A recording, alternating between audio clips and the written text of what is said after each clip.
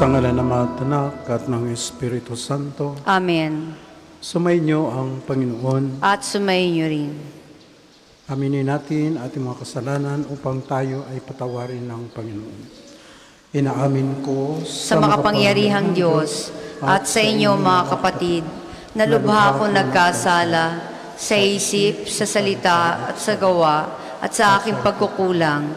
Kaya isinasamo ko sa mahal na Birheng Maria, sa lahat ng mga anghel at mga banal, at sa inyo mga kapatid, na ako'y panalangin sa Panginoong ating Diyos. Kawan tayo na makapangyarihang Diyos, patawarin tayo sa ating mga kasalanan at patubayan tayo sa buhay na walang hanggan. Amen.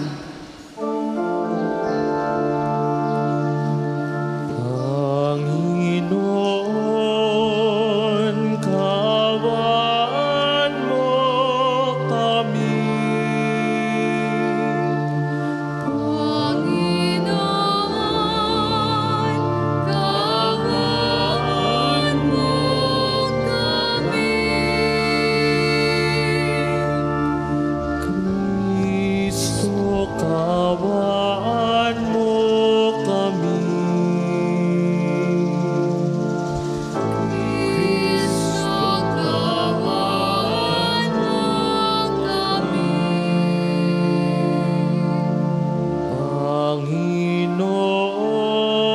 Panginoon, kawan mo kami.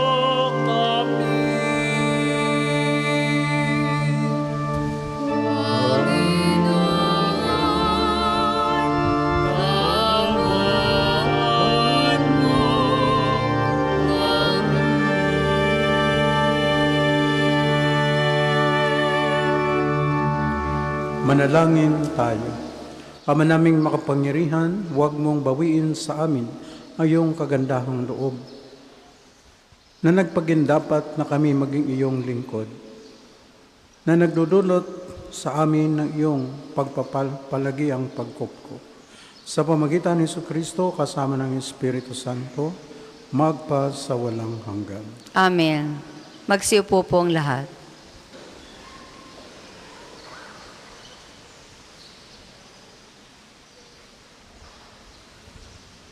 Pagbasa mula sa aklat ni Propeta Daniel. Noong mga araw na iyon, tumindig si Azarias at dumalangin.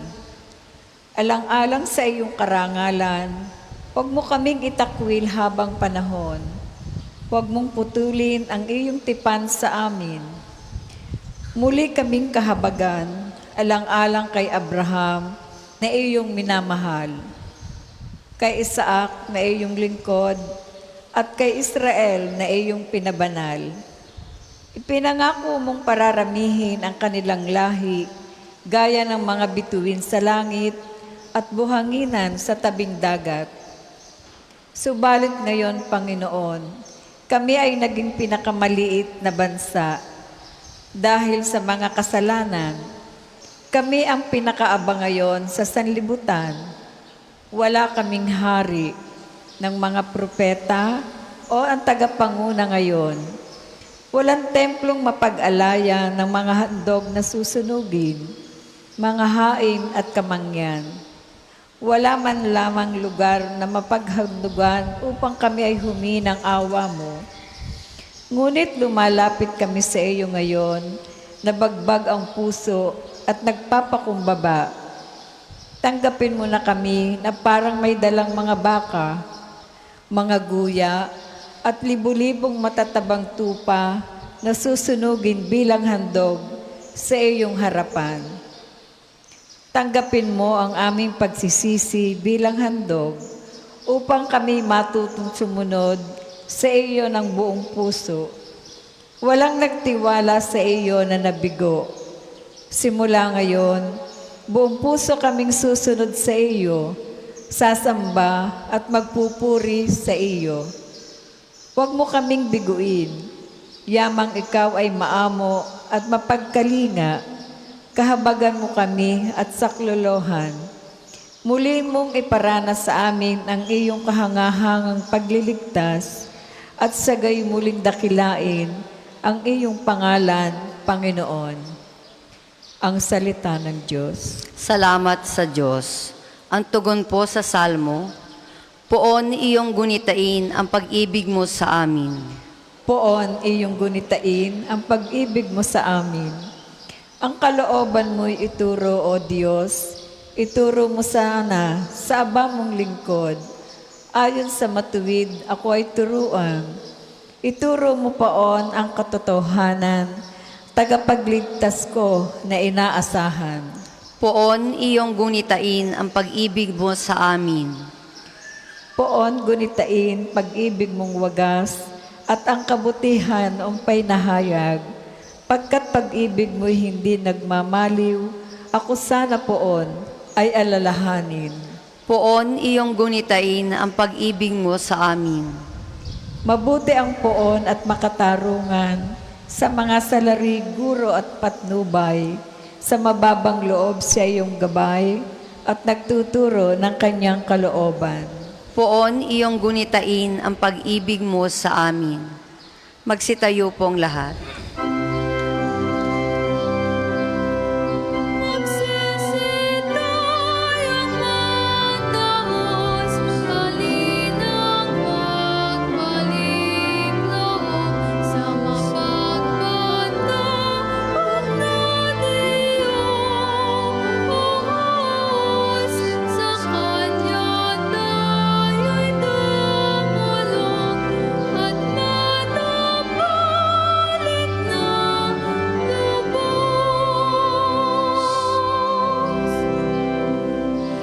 Sumainyo ang Panginoon. At sumayin niyo rin. Ang mabuting balita ng Panginoon ayon kay San Mateo.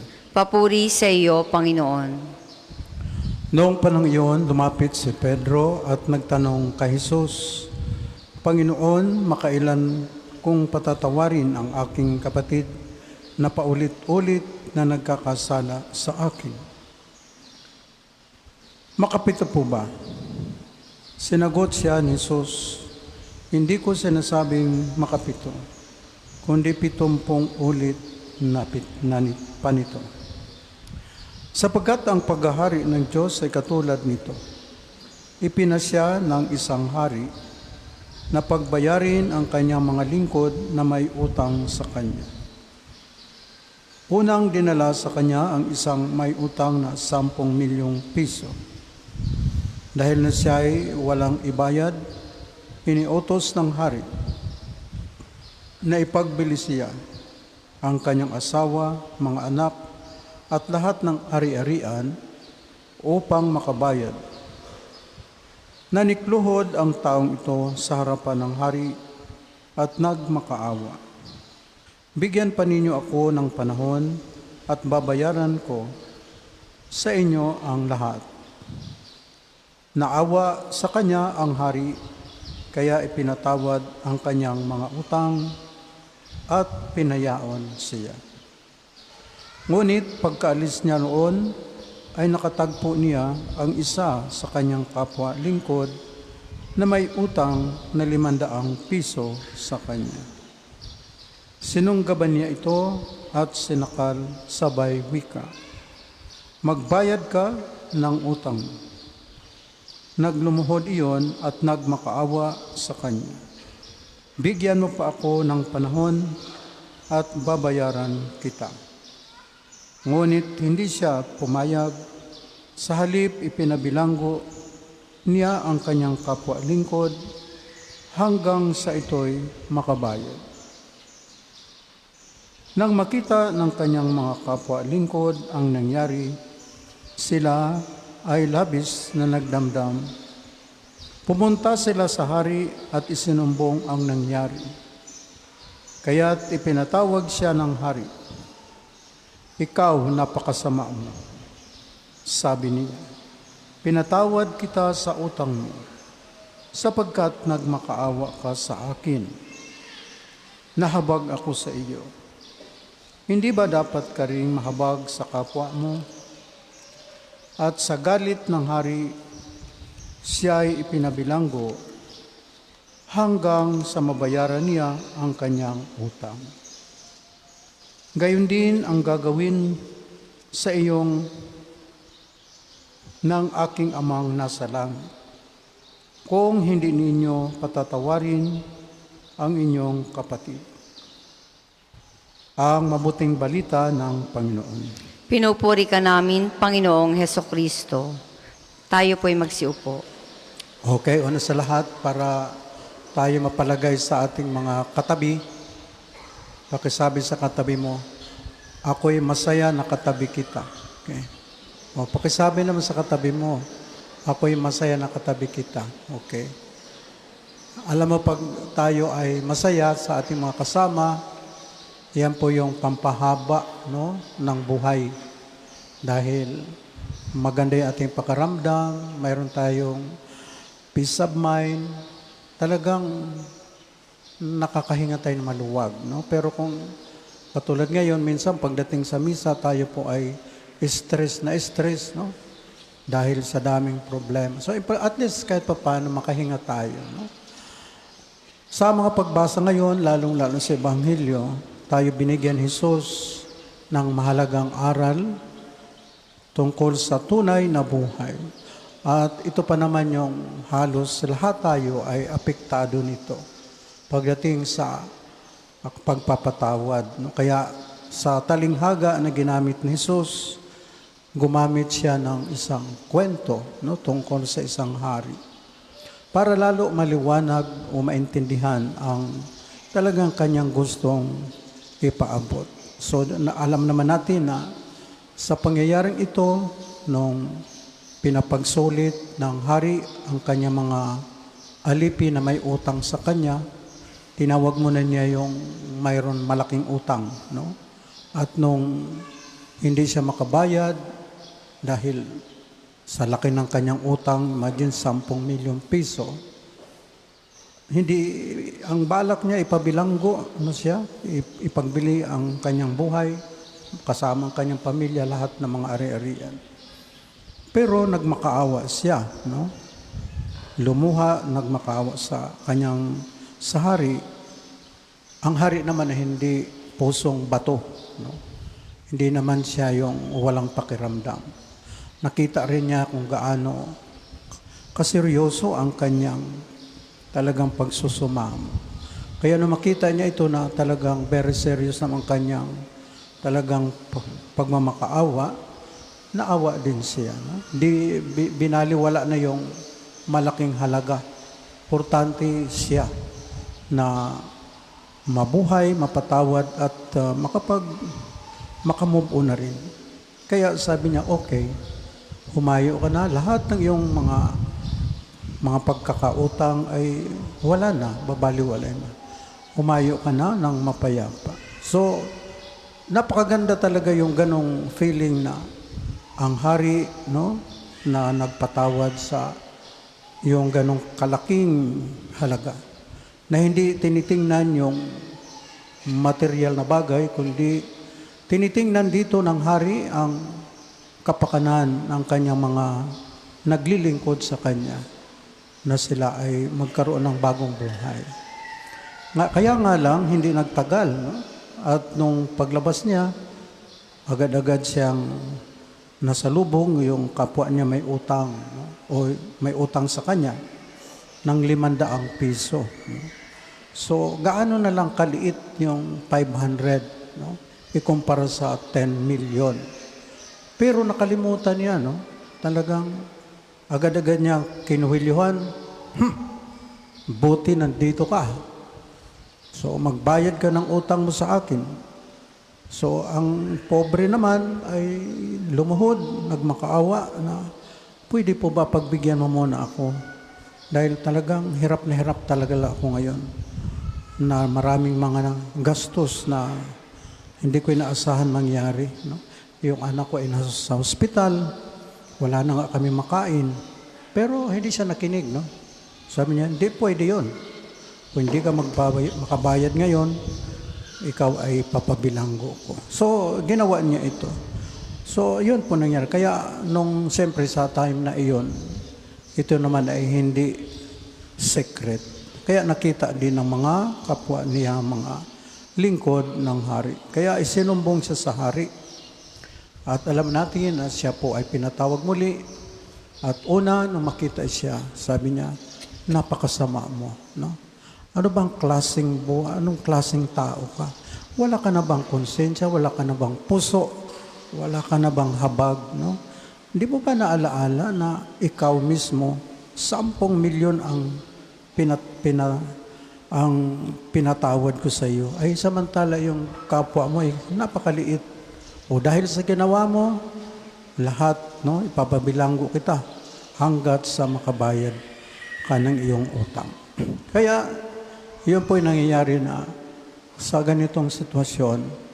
Minsan sa tunay na buhay naman talaga, hindi natin nakikita ito. Sa experience ko doon, kahit sa confession, ito talaga yung karamihan na problema. Gusto lang na patawarin siya sa kanyang kasalanan, sa kanyang mga kaaway, sa kapatid niya na nakasakit sa kanya. Pero, pag sinabi mo na patawarin mo siya para patawarin ka rin ng Panginoon. Yun talaga ang nangyayari, ayaw. So ito po yung mangyayari na maliwanag na ang mga tao ay maari mabibilanggo sa impyerno, hindi dahil sa kabutihan nila, kundi dahil dito. No? Kasi yan ang sabi ni Jesus, gayon din ang gagawin ng aking amang nasa langit. Paparusahan din kayo dahil sa inyo rin kagagawan. So, daming ganitong klase, no? Sa family relationship, sa mag-asawa, no?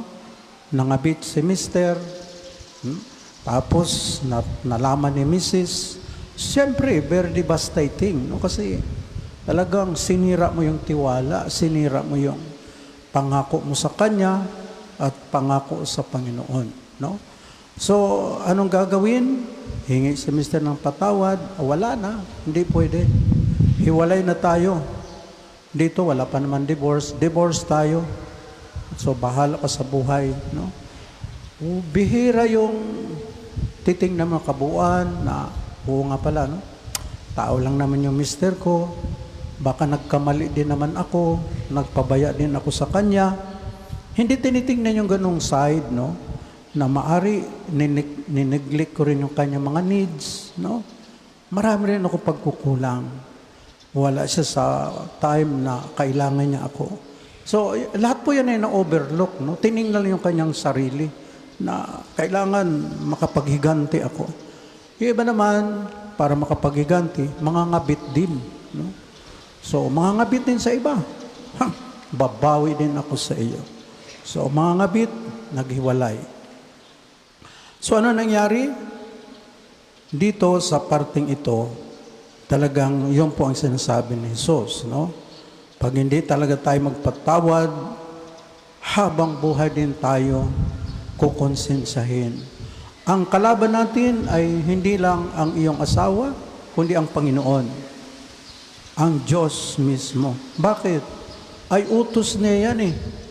Patawarin mo ang nagkasala sa iyo, para patawarin din kita sa inyong mga sariling kasalanan. Hindi ito nakikita ng mga tao. Kaya ang mga tao, simba ng simba, dasal ng dasal, pero hindi natututo magpatawad. Useless lahat yun. Wala pong halaga sa Panginoon.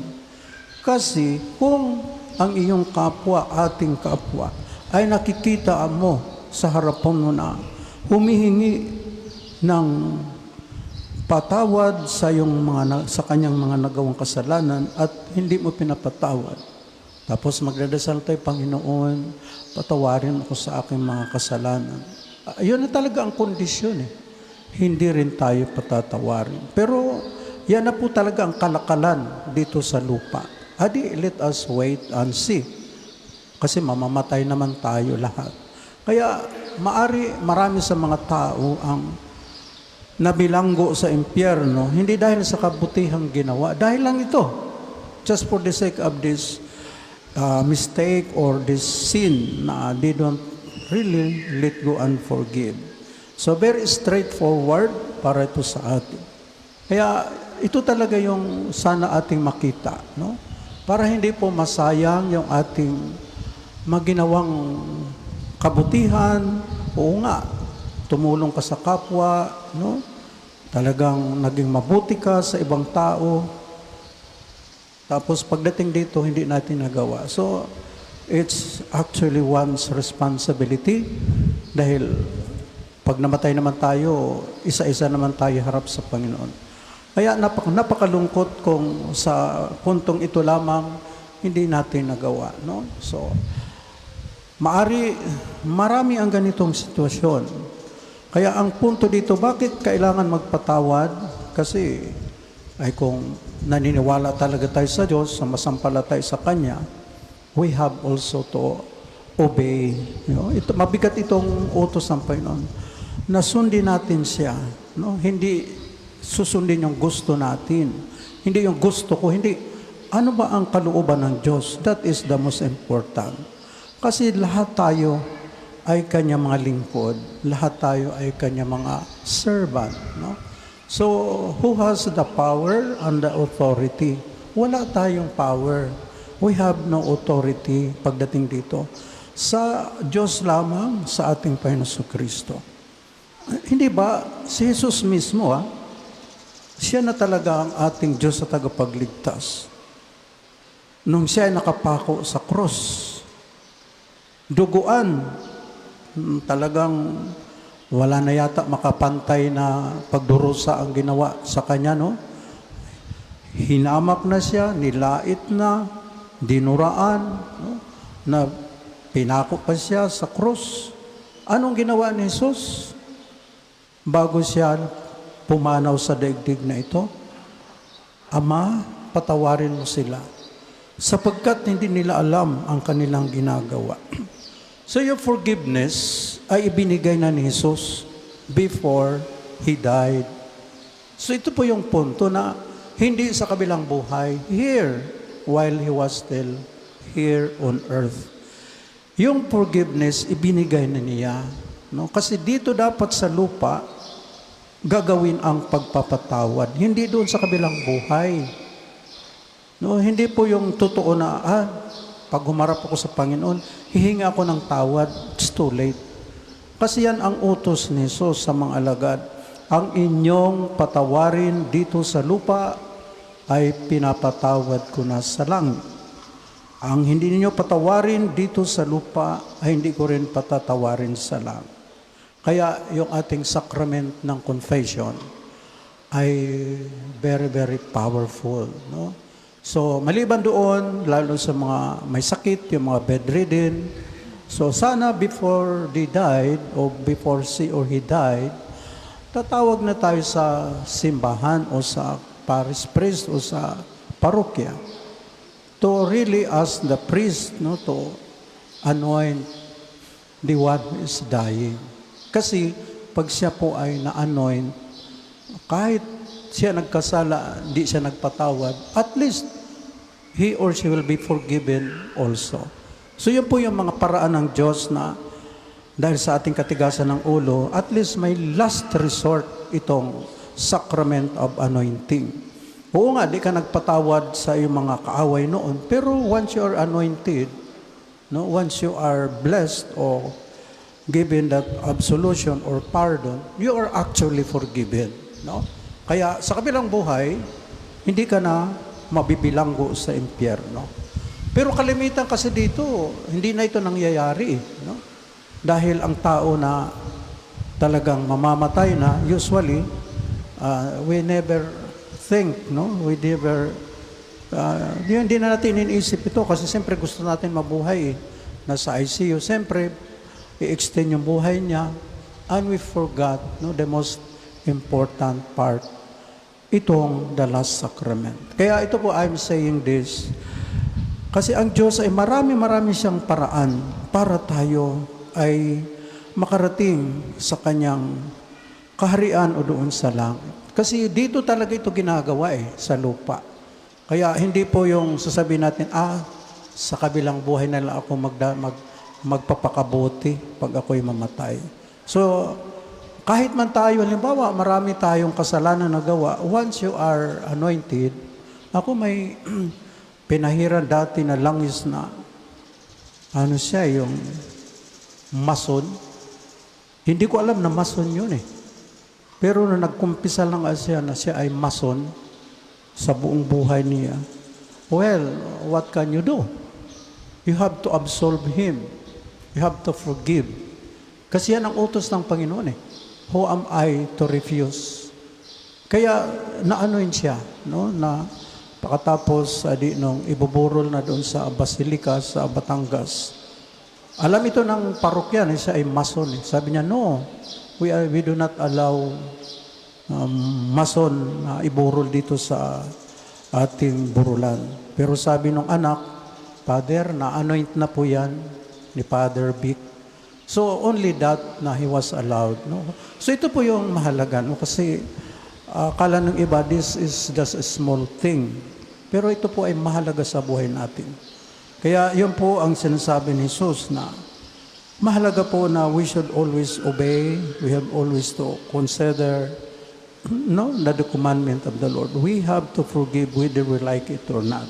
For the sake of our love for the Lord. Para sa pagdating ng araw, patatawarin din tayo ng Diyos dito pa man sa lupa bago tayo kunin ng Diyos. Kasi ang ating final destination ay papunta naman talaga sa Panginoon eh. Wala naman iba eh. We are just transient, temporary. We are all migrants, no? In this world. Lahat po tayo pupunta doon sa kanyang kaharian. So, yun po ang importante. Another thing is, minsan yung ating makaaway ay wala po sa labas. Minsan na sa ating sarili, no? Yung ating sarili minsan, hindi tayo natin mapatawad yung ating sarili. Lalong-lalo kung mayroon tayo mga gustong gawin na hindi nangyari, that when we are na-prostrate tayo. So, ito rin isang bagay na you should forgive yourself, no?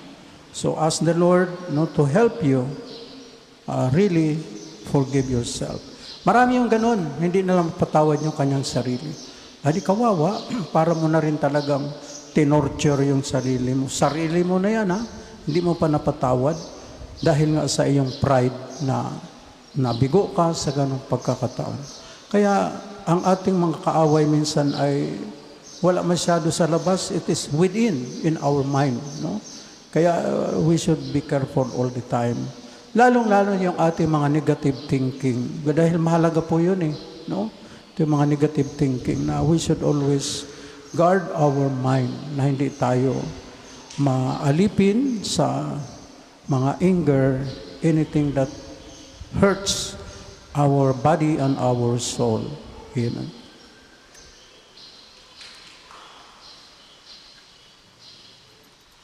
Para po sa mga maghahandog ng sobre, pakihulog na lamang po sa buslo.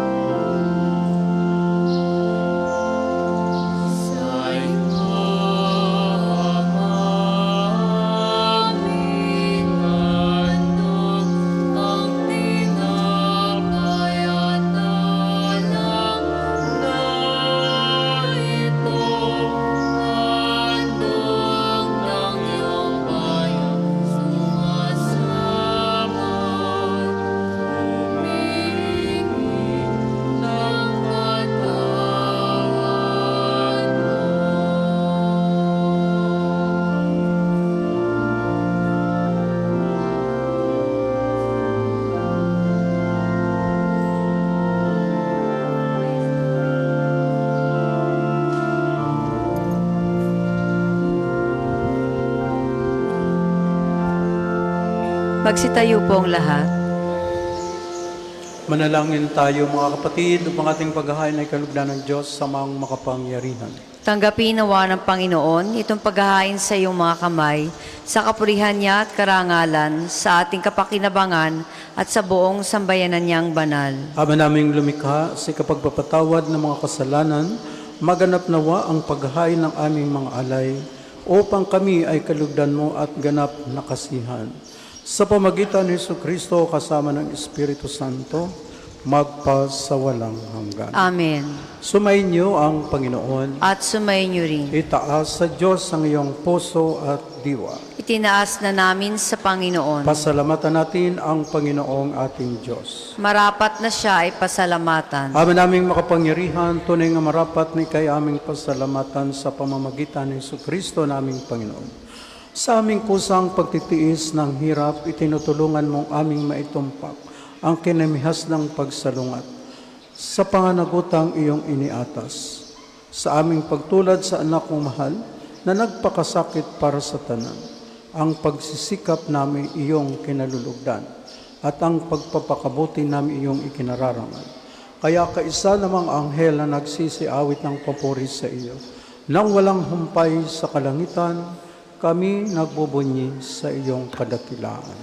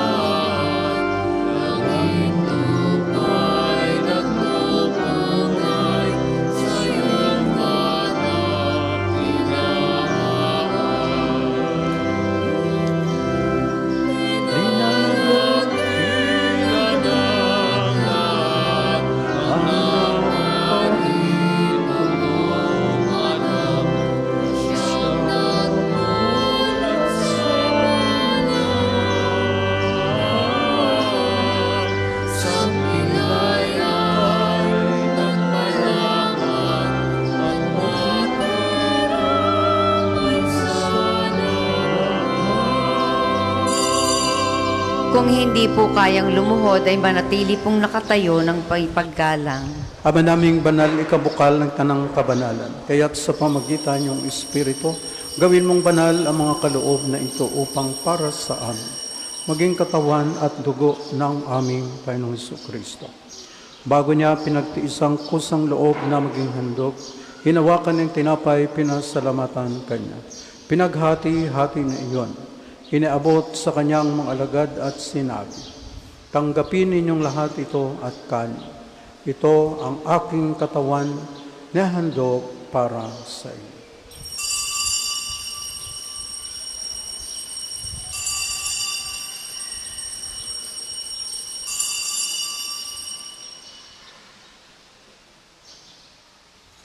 Gayun din naman matapos ang hapunan, hinawakan niyang kalis, muli kanya pinasalamatan, inaabot niyang kalis sa kanyang mga alagad at sinabi, tanggapin ninyong lahat ito at inumin. Ito ang kalis ng aking dugo, ng bago at walang hanggang tipan. Ang aking dugo ay bubuhos para sa inyo at para sa lahat sa kapagpapatawad ng mga kasalanan. Gawin ninyo ito sa pag-alaala sa akin.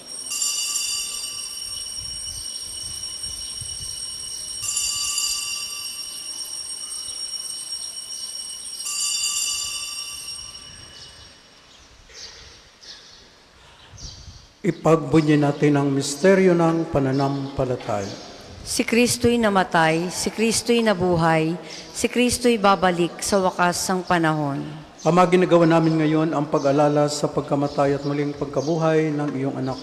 Kaya tinali namin sa iyo ang tinapay na nagbibigay buhay at ang kalis na nagkakaloob ng kaligtasan. Kami nagpapasalamat dahil kami iyong minarapat na tumayo sa harap mo para maglingkod sa iyo.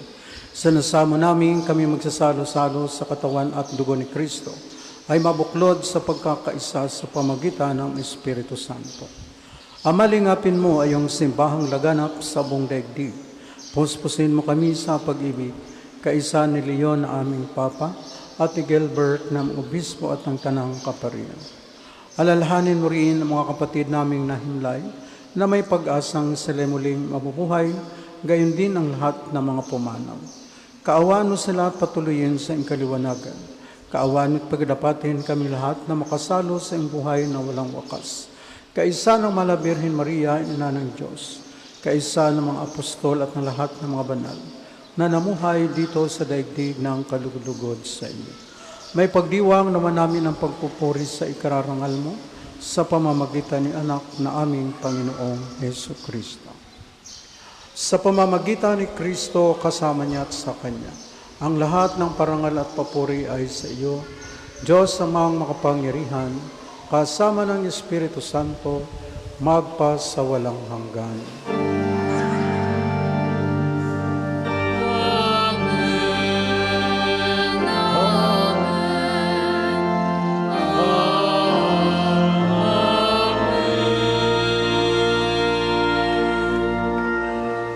Sa tagubilin ng mga nakagaling na utos sa turo ni Jesus na Panginoon natin at Diyos, ipahayag natin ang lakas loob.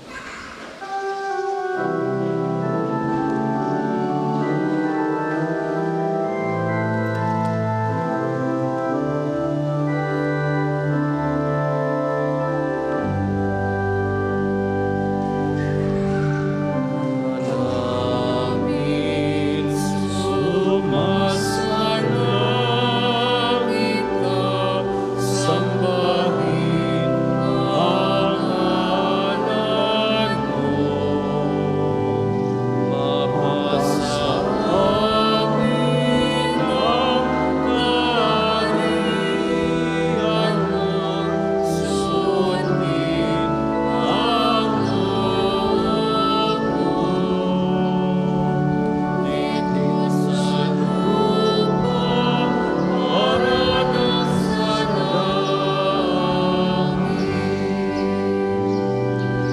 langit.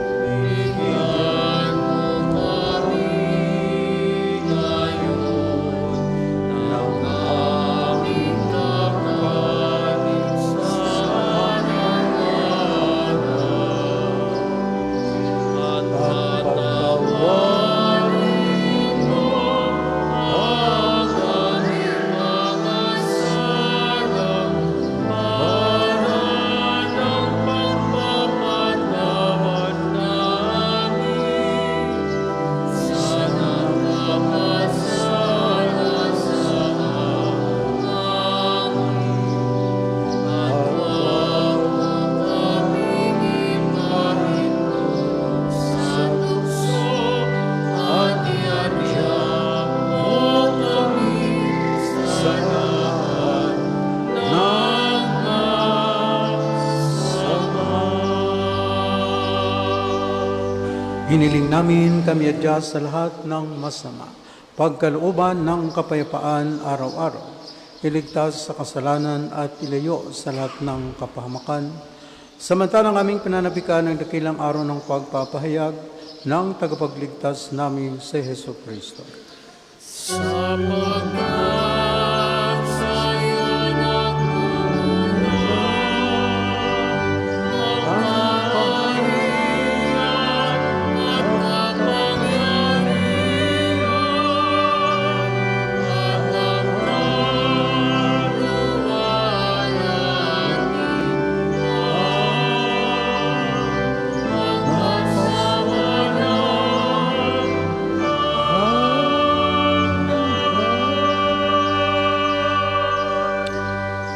Panginoong Kristo, sinabi mo sa mga apostol, kapayapaan ang iniwan ko sa inyo. Ang aking kapayapaan ang binibigay ko sa inyo. Tunghayan mo ang aming panampalataya at huwag aming mapagkakasala. Pagkalooban mo kami ng kapayapaan at pagkakaisa ayon sa iyong kalooban, kasama ng Espiritu Santo, magpa sa walang hanggan. Amen. Ang kapayapaan ng Panginoon ay laging sumainyo. At sumayin niyo rin. Magbigayan tayo ng kapayapaan sa isa't isa. Peace. Kordero ng Diyos na nag-aalis ng mga kasalanan ng sanlibutan, maawa ka sa amin. Kordero ng Diyos na nag-aalis ng mga kasalanan ng sanlibutan, maawa ka sa amin. Kordero ng Diyos na nag-aalis ng mga kasalanan ng sanlibutan, ipagkaloob mo sa amin ang kapayapaan. Kung hindi po kayang lumuhod ay manatili pong nakatayo ng may paggalang.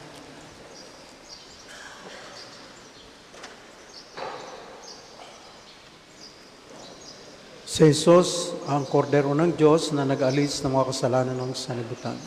Mapalad ang manginihan sa kanyang piging. Panginoon, hindi ako karapat-dapat na magpatuloy sa iyo, ngunit sa isang salita mo lamang ay gagaling na ako.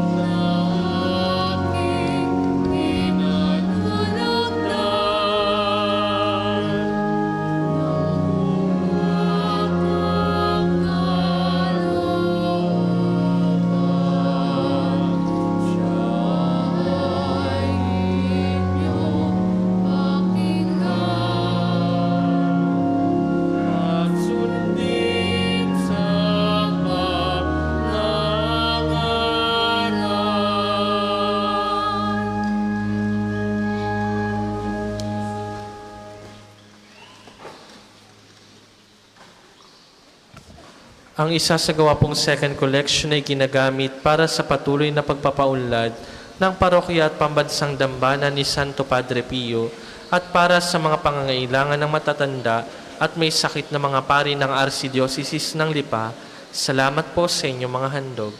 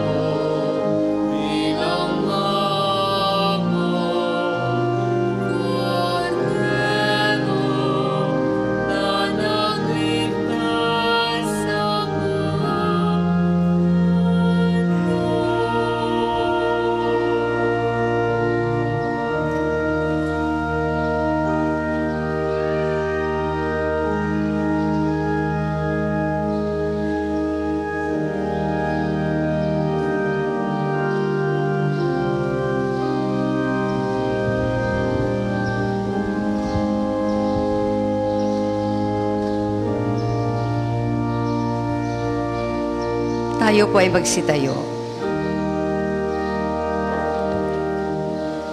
Manalangin tayo. Ama naming mapagmahal, panmalagiin nawa kaming buhay ng pagsasalo namin sa banal na pakikinabang. At dulutan nawa kami nito na iyong kapatawaran. At patatagin nawa kami sa tapat mong pagmamahal. Sa pamagitan ni Jesucristo kasama ng Espiritu Santo, magpas sa walang hanggan. Amen. Panalangin ng pagtitiwala kay Santo Padre Pio. Padre Pio, taga Petrelcina, mongheng banal, pintakasing santo ng milenyong kasalukuyan, gabay namin sa pagtahak sa landasing makalangit, takbuhan sa pangangailangan, huwara ng pagtitiis. Sa iyo namin inilalapit aming mga kagipitan, sa iyo po binibilin kalusugan at kabuhayan.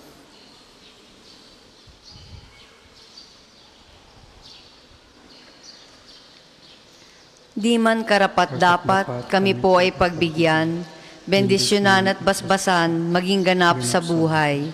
Lumayo nawa kami, umiwas sa kasalanan, lumapit lagi sa Diyos, maging matatag at matibay.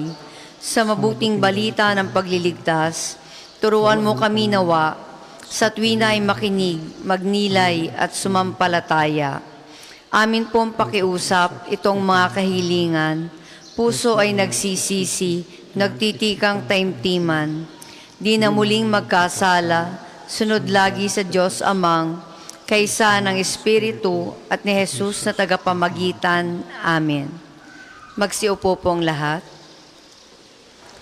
Mga patalastas, una, sa inyong pagdalaw sa pambansang dambana, mangyaring pakaingatan ang inyong mga personal na gamit. Hangad namin ang isang matiwasay at maayos sa pagbisita sa National Shrine.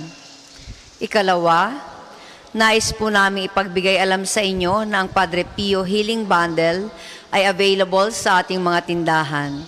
Ang langis na kasama nito ay may halo ng langis na mula sa puno ng olibo na binasbasa ni Padre Pio noong siya'y nabubuhay pa. Naway maging daan ang ating healing bundle sa pagkakamit ng kagalingang mula sa Diyos. Ikatlo, mga kapiyo, malugod namin kayong inaanyayahan sa isasagawang lakbay parokya sa darating na ika-26 ng Marso, araw ng Huwebes. Tayo ay maglalakbay sa 7 simbahan sa Archdiocese of Lingayen, Dagupan, lalawigan ng Pangasinan. Ito ay nagkakahalaga ng 3,500 pesos lamang.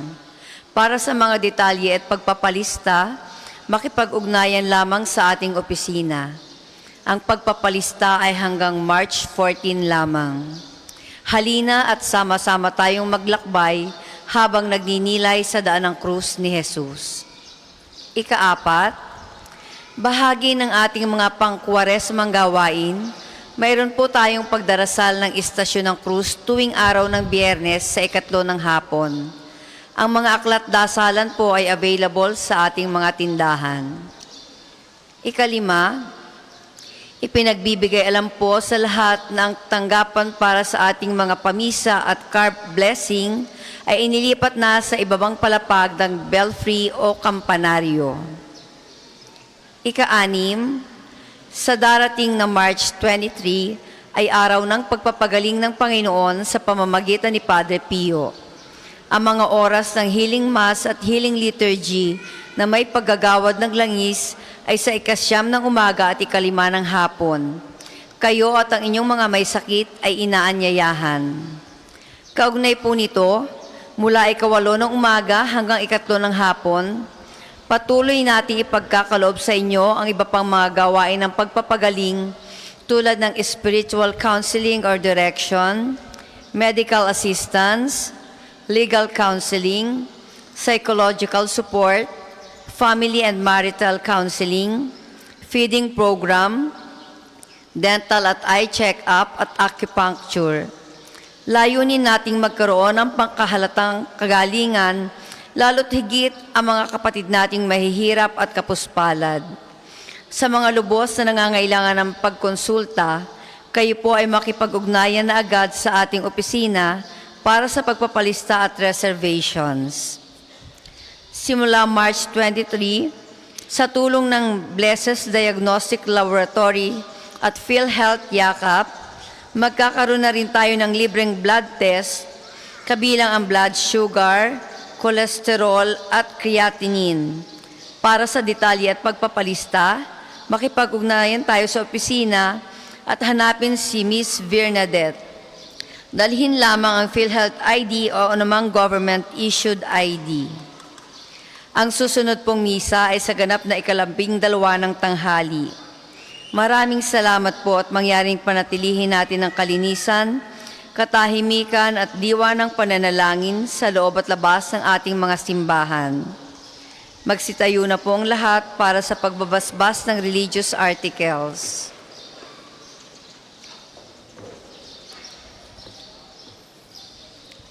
Mga kapatid, manalangin tayo sa Diyos sa mga makapangyarihan upang tayo ay maging kawangis ni Kristo sa taimtim na pagdalangin sa tulong ng mga larawan at dasal. O Diyos, Ikaw ang bukal ng lahat ng pagpapala sa biyaya at biyaya. Ibuhos mo ang iyong bendisyon sa ngalan Ama at ng Anak at ng Espiritu Santo. Sa mga gamit na ito, sa pananalangin, mga rosaryo, imahen, dasala, na nagpaalaala ng iyong kabutihan, kabanalan at pagmamahal sa amin. Upang ang lahat ng dumulog at magdasal gamit ang mga ito ay magtamo na iyong awa at biyaya. Lobin mong tularan namin ang kabanalan at aral ni Kristo at ang mga santo, magpas sa walang hanggan. Amen. Ama namin, sumasalangit ka, sambahin ang ngalan mo, mapasa amin ang kaharian mo, sundin ang loob mo dito sa lupa para nang sa langit. Bigyan mo kami ngayon ng aming kakanin sa araw-araw at patawarin mo kami sa aming mga sala para nang pagpapatawad namin sa mga nagkakasala sa amin at huwag mo kaming ipahintulot sa tukso at iadya mo kami sa lahat ng masama. Amen. Aba, Ginoong Maria, napupuno ka ng grasya, ang Panginoong Diyos ay sumasa iyo.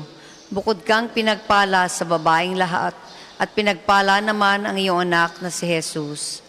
Santa Maria, Ina ng Diyos, ipanalangin mo kaming makasalanan, ngayon at kung kami mamamatay. Amen. Luwalhati sa Ama at sa Anak at sa Espiritu Santo, kapara nung unang-una, ngayon at magpasawalang hanggan. Amen. Ama namin, sumasalangit ka, sambahin ang ngalan mo, mapasa amin ang kaharian mo, sundin ang loob mo dito sa lupa para nang sa langit. Bigyan mo kami ngayon ng aming kakanin sa araw-araw at patawarin mo kami sa aming mga sala para nang pagpapatawad namin sa nagkakasala sa amin at huwag mo kaming ipahintulot sa tukso at iadya mo kami sa lahat ng masama. Amen. Aba, Ginoong Maria, napupuno ka ng grasya, ang Panginoong Diyos ay sumasa iyo. Bukod kang pinagpala sa babaeng lahat, at pinagpala naman ang iyong anak na si Jesus. Santa Maria, Ina ng Diyos, panalangin mo kaming makasalanan, ngayon at kung kami mamamatay. Amen. Luwalhati sa Ama at sa Anak at sa Espiritu Santo, kapara nung unang-una, ngayon at magpasawalang hanggan. Amen.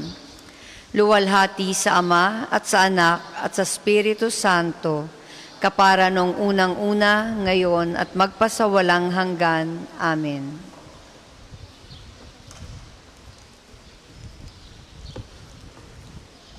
Okay, bago ang final blessing, para di natin makalimutan ating mga naging katabi, pakisabi sa katabi mo, ako'y nababaitan sa iyo. Okay. Pakisabi sa katabi mo, ako'y nababaitan sa iyo. Okay.